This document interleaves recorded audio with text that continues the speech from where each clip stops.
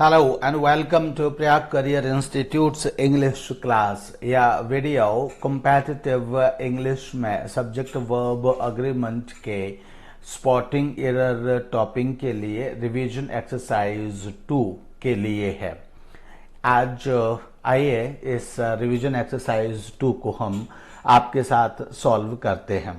First sentence is Everybody among the businessmen were enjoying drinking when the manager of the hotel was shot dead. तो यहाँ देखिए first sentence में everybody among the businessmen, तो चूंकि everybody आया है among the businessmen, तो चूंकि जहाँ every आ जाता है वहां पर सब्जेक्ट सिंगुलर हो जाता है, माना जाता है और उसके साथ सिंगुलर वर्ब आती है। तो एवरीबॉडी के अकॉर्डिंग यहाँ जो वर है वर की जगह पर वॉज आना चाहिए क्योंकि यहाँ सब्जेक्ट सिंगुलर हो रहा है। तो पार्ट बी में वर की जगह पर वॉज को लिखा जाएगा, तब यह सेंटेंस सही हो जाएगा। Second sentence is none of the 6 qualifiers who have been given a chance to join this team play confidently. Actually इस सेंटेंस में देखिए नन ऑफ द 6 क्वालिफायर्स यानी नन के बाद ऑफ के बाद फिर प्लूरल नाउन यहाँ पर आ रहा है। तो none of plus plural noun अगर आता है तो उसके साथ सिंगुलर वर्ब भी हो सकता है और प्लूरल वर्ब भी यूज की जा सकती है। तो यहाँ पर चूंकि प्लूरल सब्जेक्ट आया है यहाँ ऑफ के बाद में, तो इसलिए यहाँ प्ले का subject none of the 6 qualifiers है, तो इसके साथ सिंगुलर वर्ब भी यूज हो सकती है और प्लूरल वर्ब भी यूज हो सकती है, क्योंकि दोनों ही सही होते हैं और इसलिए यहाँ ये प्ले आया है और प्ले प्लूरल है लेकिन प्लूरल भी सही मानी जाती है, तो इसलिए इसमें कोई करेक्शन नहीं माना जाएगा एंड नो एरर इसको कहा जाएगा। इसी यानी कि ई इसका सेकंड क्वेश्चन का या सेकंड सेंटेंस का आंसर ई हो जाएगा, यानी कि इसमें कोई एरर नहीं है। There is no error and there is no need of any correction. Third sentence is neither Sania nor Maria, तो ये नाइदर नॉर से जुड़े हुए दोनों सिंगुलर सब्जेक्ट हैं, तो इसलिए जब वो सिंगुलर सब्जेक्ट से नाइदर नॉर से जुड़े होते हैं तो वर्ब हमेशा सिंगुलर ही होती है एंड इसलिए यहाँ वॉज वर्ब में से एक ही वर्ब आएगी that is singular and was verb में से वॉज सिंगुलर होती है, तो यहाँ वर्ब की जगह पर वॉज लिखा जाएगा। Neither Sania nor Maria was to take her heels when they saw a cobra lying at the gate, laying at the gate, sorry मैंने लाइन पढ़ा उसको, लेइंग एट द गेट, तो यहाँ पर इसलिए सिंगुलर वर्ब यूज की जाएगी और इसके लिए वॉज आएगी वर्ब ना कि were. Fourth sentence is along the northern, ये जो मैंने कहा वर आएगी ये बी पार्ट में है, बी पार्ट में थर्ड सेंटेंस के बी पार्ट में वर को वॉज लिखा जाएगा। Fourth sentence along the northern frontier of India is seen the Himalayas mighty in their Splendor, देखिए यहाँ पर देयर वर्ड आया है, ये हिमालयाज को प्लूरल इंडिकेट करता है यहाँ पर, और हिमालयाज किसी एक माउंटेन के लिए नहीं बल्कि रेंज के लिए यहाँ पर यूज हो रहा है और इसलिए ये जो है मतलब ये कुछ सेंटेंस इस तरह से है कि हिमालयाज ही वास्तव में इसका सब्जेक्ट है इज का, तो इसलिए इस हिमालयाज को देखते हुए ये जो वर्ब है वहां इज नहीं, जो कि हिमालयाज प्लूरल है यहाँ, तो हिमालयाज के अकॉर्डिंग यहाँ पर आर वर्ब होनी चाहिए, सिंगुलर नहीं होनी चाहिए बल्कि प्लूरल होनी चाहिए, तो इसलिए इज की जगह पर यहाँ आर लिखा जाएगा।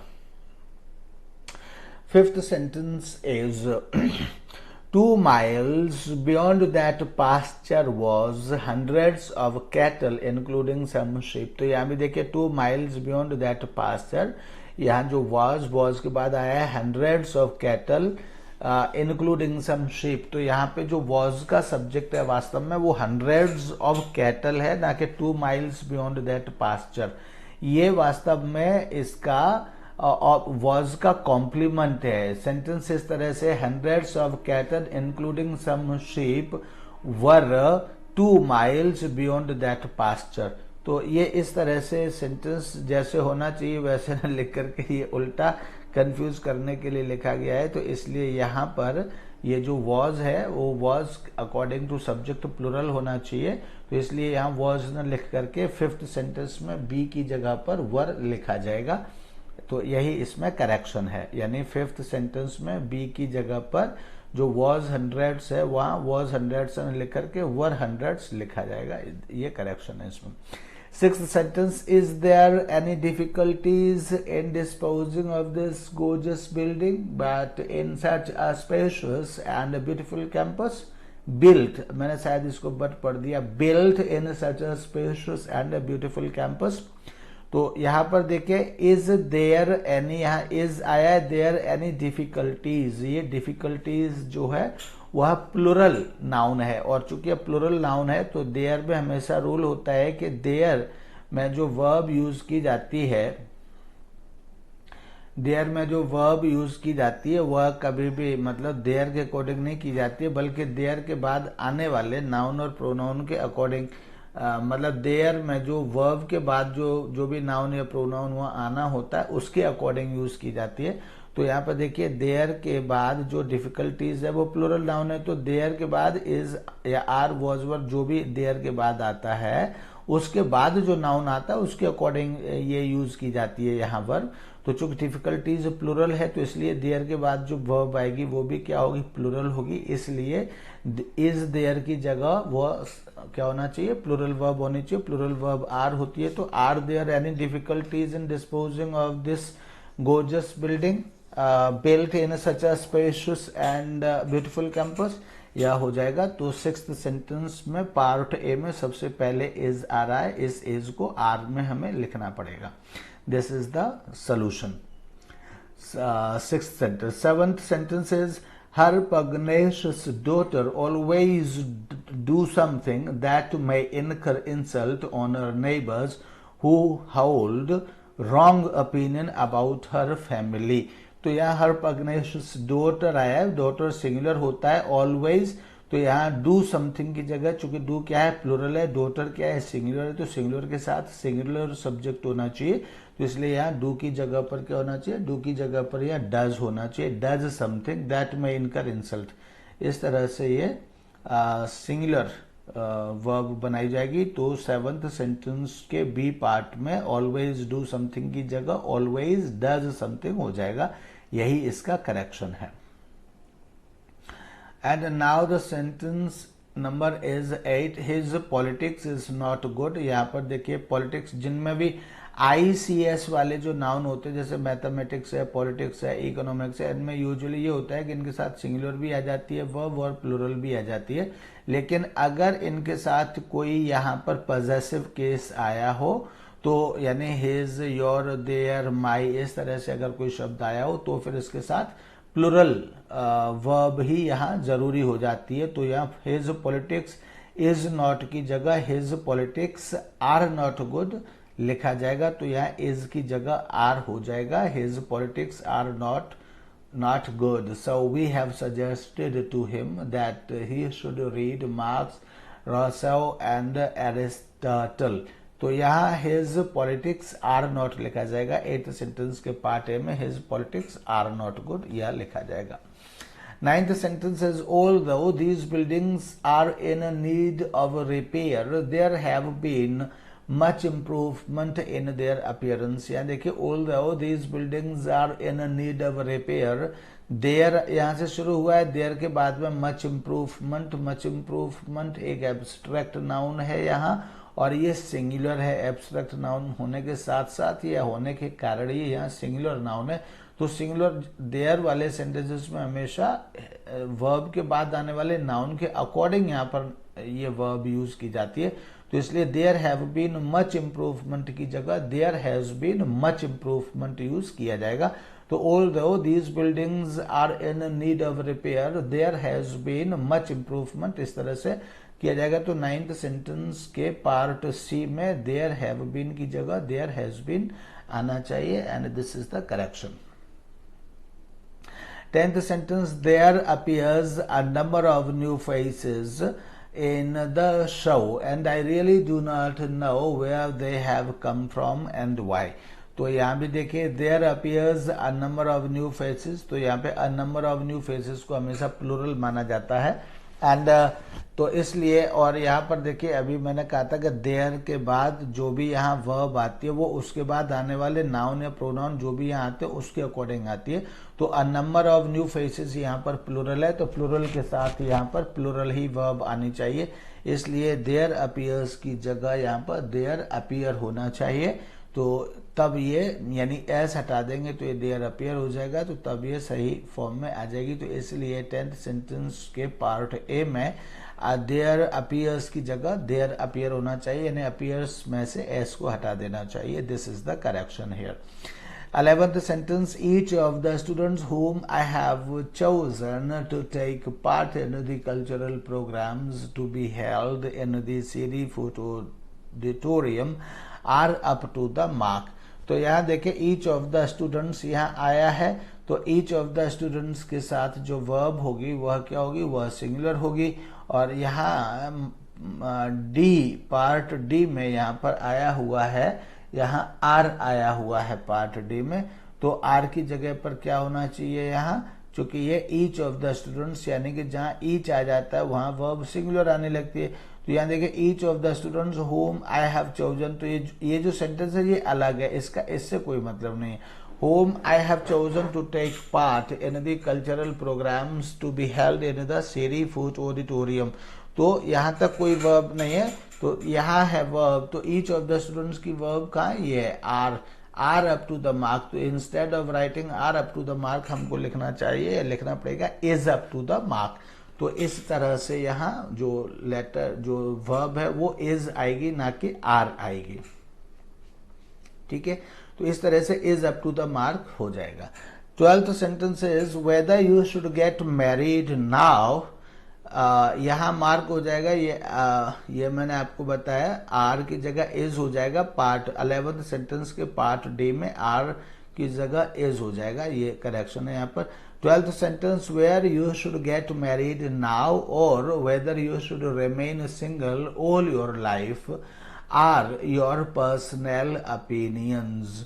तो यहाँ पे देखिए whether you should get married now or whether you should remain single all your life, तो ये देखिए आइदर और से वेदर से जुड़े हुए, वेदर या और से जुड़े हुए हैं, चूंकि वेदर और से जुड़े हुए होने के कारण क्या हो गए, ये अलग अलग हो गए, और अलग अलग होने के कारण ये सिंगुलर हो गए। तो सिंगुलर होने के लिए हमेशा वर्ब भी कैसे होनी चाहिए, सिंगुलर होनी चाहिए। तो इसलिए आर योर पर्सनल प्रॉब्लम्स की जगह क्या हो जाएगा, is your personal problem. Are your personal problems की जगह हो जाएगा इज योर पर्सनल प्रॉब्लम, ये हो जाएगा। 13th sentence, he often says that it are these obscene films। तो यहाँ देखिए जहाँ इट आया है तो इट हमेशा सब्जेक्ट और डमी सब्जेक्ट होता है, लेकिन जो वर्ब होती है वह इट को देख करके होती है। It is am are verb के बाद जो नाउन या प्रोनाउन आते हैं उनको देख करके ये वर्ब नहीं लगाई जाती है, बल्कि ये वर्ब हमेशा इट को देखकर और इट के अकॉर्डिंग ही लगाई जाती है। तो इसलिए it are these obscene films की जगह यह हो जाएगा इट इज, क्योंकि इसका जो वास्तविक सब्जेक्ट है वो इट है, ना कि ये ऑब्सीन फिल्म्स। तो it is these obscene films that lead the youth to their moral degradation and are responsible for many evils growing in our society, ये हो जाएगा। It is noticed that 14th sentence, it is noticed that the elite class have now। तो यहाँ देखिए elite class अपने आप में singular noun है, एलिट क्लास कलेक्टिव नाउन है या और सिंगुलर है, तो सिंगुलर नाउन के साथ हमेशा सिंगुलर वर्ब आती है, तो इसलिए हम इसको इग्नोर करके आगे नहीं जा सकते हैं। तो यहाँ क्लास के साथ हमेशा क्या होना चाहिए, सिंगुलर वर्ब होनी चाहिए, और सिंगुलर वर्ब हैव की क्या है, हैज है, तो इसलिए हम इसको यहाँ पर हैज कहेंगे। It is noticed that the elite class, अब यहाँ हैज पढ़ेंगे, यही करेक्शन है, पार्ट बी में हैव को हैज लिखा जाएगा, यही करेक्शन है, हालांकि हम आगे भी पढ़ते हैं लेकिन यही करेक्शन माना जाएगा। It is noticed that the elite class has no soft corner for the downtrodden who are the real victims of the present social setup। तो यहाँ कोई आगे मिस्टेक नहीं है, यानी कि elite class has no soft corner, इसी को सेंटेंस माना जाएगा। 15th sentence is the man who cannot believe his senses and the man who cannot believe anything else. ये देखिए man and man, ये दो man हो गए और ये अलग अलग दो sentences हो गए, तो इसलिए यहाँ आर वर्ब होने में कहीं कोई समस्या नहीं है एंड इसलिए इसमें हम नो एरर यानी कि ई ऑप्शन को चूज करेंगे और नो एरर के टिक को हम अपना आंसर मानते हैं यहाँ पर। तो इस तरह से नो एरर एंड ई को हम चूज करते हैं यहाँ 15th में।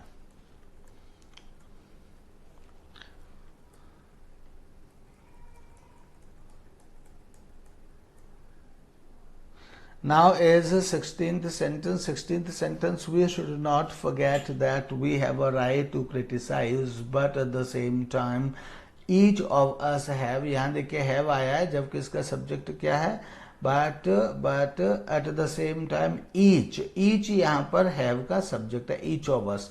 तो चूंकि each यहाँ इस verb का सब्जेक्ट है तो इसलिए each के लिए यहाँ पर each के साथ क्या आएगा, सिंगुलर सब्जेक्ट आएगा, तो सिंगुलर वर्ब आएगी और सिंगुलर वर्ब के लिए ईच ऑफ अस हैज कहा जाएगा, ना कि ईच ऑफ अस हैव आ जाएगा।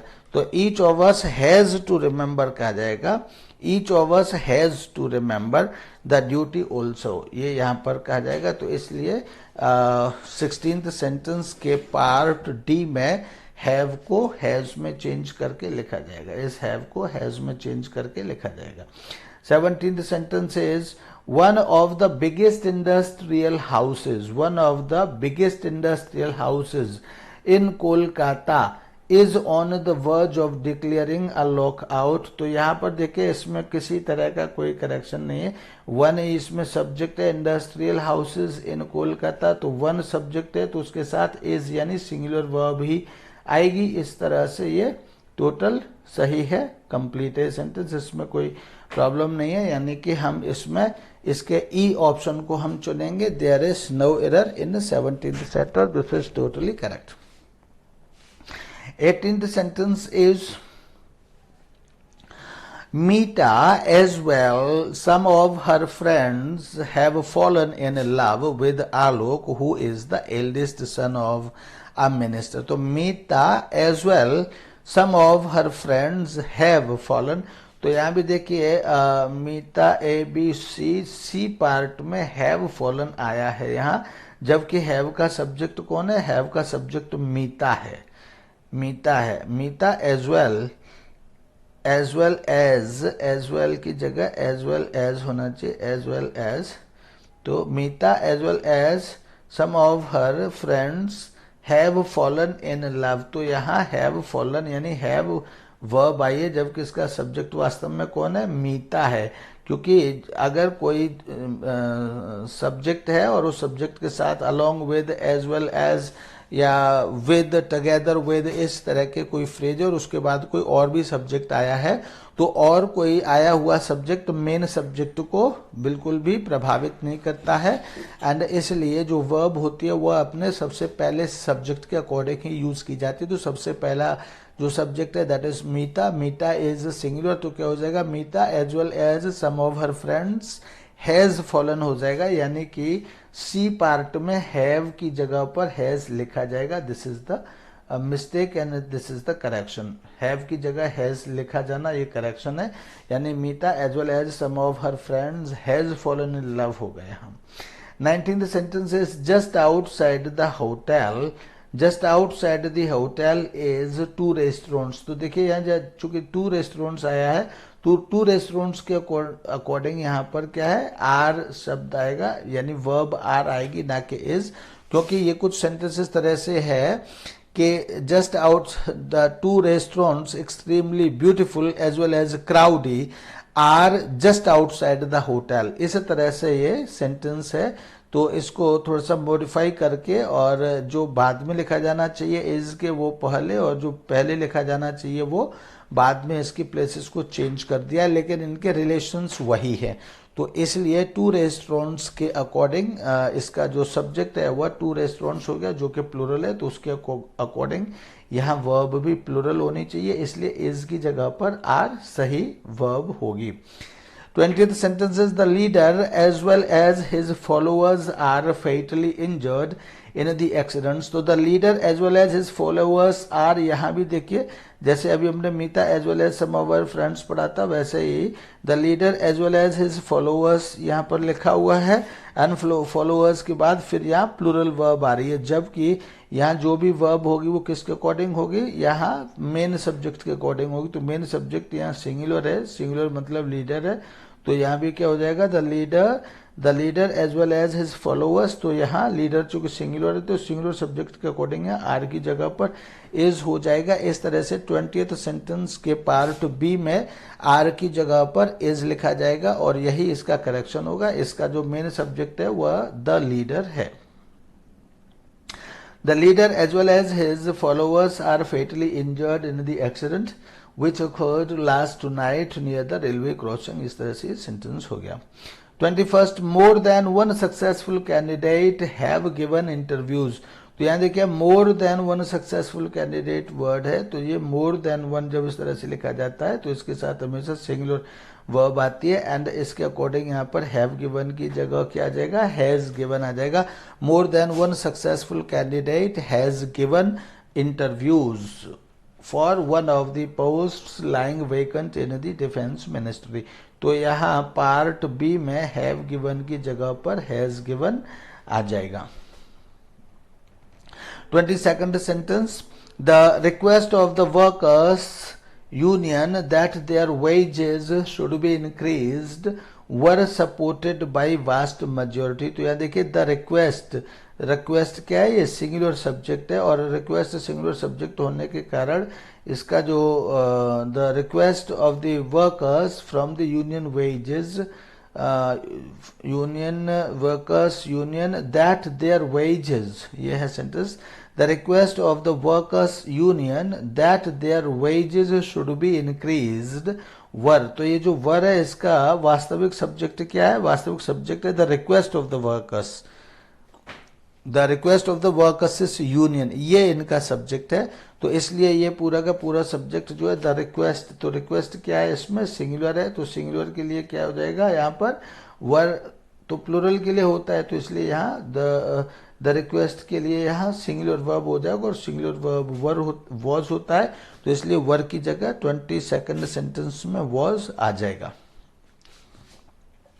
Now it is sentence 23। Sentence 23, either the manager or his assistants always try to misguide the public regarding the vacancy in the factory. तो either the manager or his assistants, तो always try यहाँ पर plural है, इसके साथ S और S नहीं आया, सिंपल प्रेजेंट टेंस में यह वर्ब हो रही है, तो हमको ये देखना चाहिए कि यहाँ पर देखिए ये ट्राई प्लूरल में है एंड असिस्टेंट्स क्या है, प्लूरल में। तो जब दो सब्जेक्ट आइदर और नाइदर और से जुड़े हुए होते हैं और अलग अलग पर्सन या नंबर के होते हैं तो वो हमेशा जो वर्ब होती है पास वाले सब्जेक्ट के अकॉर्डिंग यूज की जाती है। तो पास में सब्जेक्ट प्लूरल है, इसलिए ट्राई भी किस में होगी, प्लूरल नंबर में होगी, और इस तरह से ये भी सेंटेंस ठीक है। इसमें डी ऑप्शन है और यानी इसमें कोई किसी तरह की मिस्टेक नहीं है।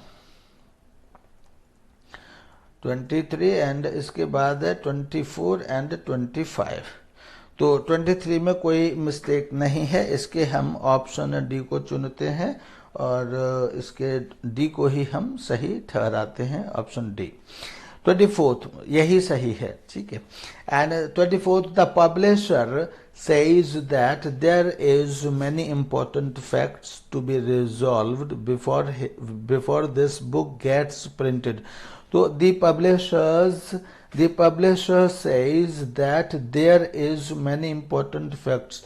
तो यहाँ पे दैट के बाद देखिए देयर के बाद यहाँ फिर वर्ब आई है, उसके बाद मैनी इंपॉर्टेंट फैक्ट्स। तो चूंकि मैनी इंपॉर्टेंट फैक्ट्स प्लूरल है तो मैंने पहले भी ऊपर के सेंटेंस में बताया था कि देयर के बाद यहाँ जो भी वर्ब आती है वो इसके बाद आने वाले नाउन या प्रोनाउन जो भी आते हैं उनके अकॉर्डिंग आती है। तो ये जो नाउन या प्रोनाउन है वो फैक्ट्स है, फैक्ट्स प्लूरल है, तो इसलिए यहाँ भी क्या आ जाएगी, प्लूरल वर्ब आ जाएगी और देयर इसके बजाय या स्थान पर क्या हो जाएगा, there are many important facts, यह हो जाएगा। इसका अर्थ हुआ कि 24th सेंटेंस के पार्ट सी में पार्ट बी में देयर इज की जगह देयर आर लिखा जाएगा और यही इसका करेक्शन होगा। 25th, our principal assured us that, 25th sentence में पढ़ रहा हूँ, our principal assured us that a series of lectures on Tagore were to be arranged. तो यहाँ क्या है, a series of lectures है जो कि वर का सब्जेक्ट है। तो सीरीज को हम क्या कहते हैं, सीरीज को हम सीरीज मतलब एक श्रृंखला होती है प्रोग्राम्स की, एक ऐसे किसी भी प्रोग्राम की किसी भी चीज की श्रृंखला, यानी event plus event plus event, उसको हम सीरीज कहते हैं।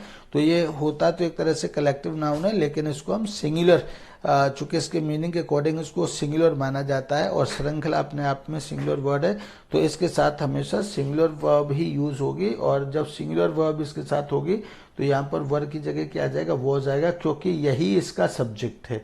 Our principal assured us that a series of lectures on Tagore, तो टैगोर के ऊपर सीरीज ऑफ लेक्चर्स, तो ये सिंगुलर हो जाएगा और यह सीरीज में हो जाएगा। तो that series of lectures on Tagore was to be arranged हो जाएगा यहाँ, तो वर की जगह वाज हो जाएगा, was to be arranged the following week and so we should not create any nuisance. और इस तरह से यहाँ पर हमने पार्ट सी में 25th सेंटेंस के पार्ट सी में वर की जगह हमने वाज लगा दिया, और यही करेक्शन है इसमें।